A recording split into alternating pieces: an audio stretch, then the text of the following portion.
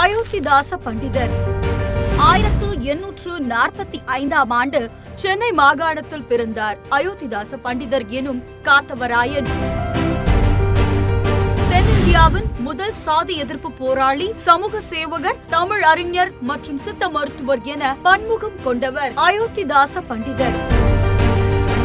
மிகவும் புகழ்பெற்ற ஒரு பைசா தமிழன் என்ற நாளிதழை உருவாக்கியவர். பிராமணர்களால் தீண்டத்தகாதவர்கள் என்று ஒதுக்கப்பட்டவர்கள் எல்லாம் இந்துக்கள் இல்லை, அவர்கள் சாதியற்ற திராவிடர்கள் என முழங்கினார்.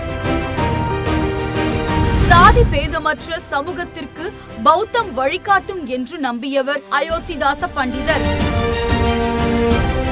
சாதி பேதமற்ற சமூகத்திற்காக தன் வாழ்நாளை அர்ப்பணித்த அயோத்திதாச பண்டிதர் 1914ஆம் ஆண்டு இயற்கை எய்தினார். திமுக தகவல் தொழில்நுட்ப அணி கொண்டாடும் திராவிட